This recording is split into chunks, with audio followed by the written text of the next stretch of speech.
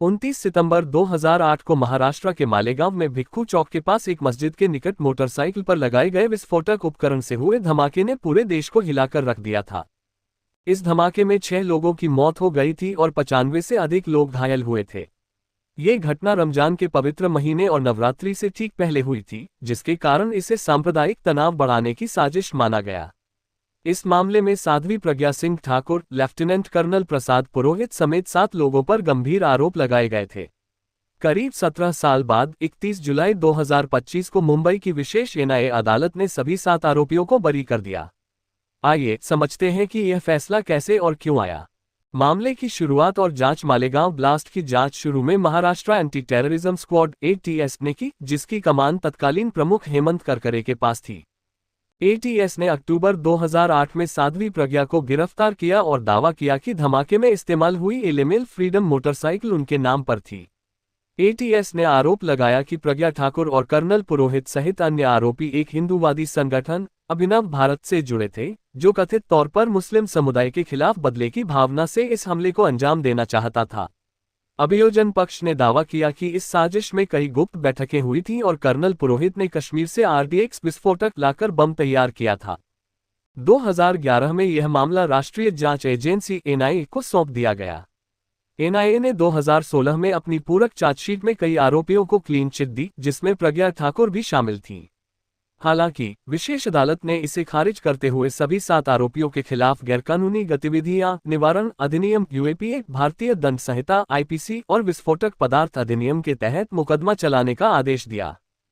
अदालत का फैसला और तर्क। 31 जुलाई 2025 को विशेष एनआईए जज ए.के. लाहोटी ने फैसला सुनाते हुए सभी 7 आरोपियों Pragya Singh Thakur, lieutenant colonel Prasad Purohit, major retired Ramesh Upadhyay, Ajay रहीरकर, Sudhakar Dwivedi, Sudhakar Chaturvedi और समीर कुलकर्णी को बरी कर दिया। अदालत ने अपने फैसले में कई महत्वपूर्ण बिंदुओं पर जोर दिया। मोटरसाइकिल के स्वामित्व का अभाव। अभियोजन पक्ष ये साबित नहीं कर सका कि धमाके में इस्तेमाल मोटरसाइकिल प्रज्ञा ठाकुर की थी। मोटरसाइकिल का चेसिस नंबर मिटा हुआ था और इंजन नंबर अस्पष्ट था। प्रज्ञा के वकील ने दावा किया कि उन्होंने धमाके से 2 साल पहले मोटरसाइकिल बेच दी थी और वह सन्यासी बन चुकी थी। विस्फोटक और साजिश का कोई सबूत नहीं। अदालत ने कहा कि यह साबित नहीं हुआ कि बम मोटरसाइकिल पर ही लगाया गया था। साथ ही कर्नल पुरोहित के घर पर आरडीएक्स जमा करने या उसे कश्मीर से लाने के कोई सबूत नहीं मिले।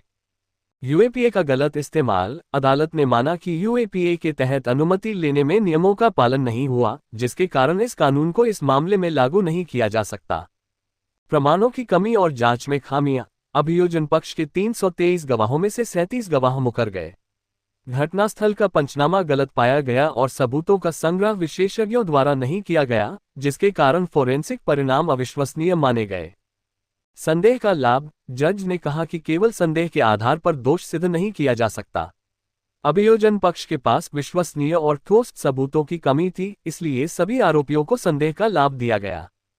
प्रज्ञा ठाकुर और अन्य की प्रतिक्रिया। फैसले के बाद प्रज्ञा ठाकुर ने भावुक होकर कहा कि इस मामले ने उनकी जिंदगी बर्बाद कर दी। उन्होंने दावा किया कि उन्हें 13 दिन तक यातना दी गई और भगवा आतंकवाद का आरोप लगाकर हिंदुत्व को बदनाम करने की साजिश रची गई। कर्नल पुरोहित ने कहा कि वह एक सैनिक है और जांच एजेंसियों के कुछ अधिकारियों ने सत्ता का दुरुपयोग किया। पीड़ितों का रुख। पीड़ितों के परिवारों और उनके वकील शाहिद नदीम ने फैसले पर निराशा जताई और इसे जांच एजेंसियों की विफलता बताया। उन्होंने कहा कि वे इस फैसले को हाई कोर्ट में चुनौती देंगे। अदालत ने पीड़ितों के लिए मुआवजे का आदेश दिया। प्रत्येक मृतक के परिवार को 2 लाख रुपये और प्रत्येक घायल को 50,000 रुपये। निष्कर्ष। मालेगांव ब्लास्ट केस, जिसने हिंदू आतंकवाद जैसे विवादास्पद शब्द को जन्म दिया, 17 साल बाद सबूतों के अभाव और जांच में खामियों के कारण समाप्त हो गया। यह फैसला न केवल कानूनी बल्कि सामाजिक और राजनीतिक रूप से भी चर्चा का विषय बना हुआ है।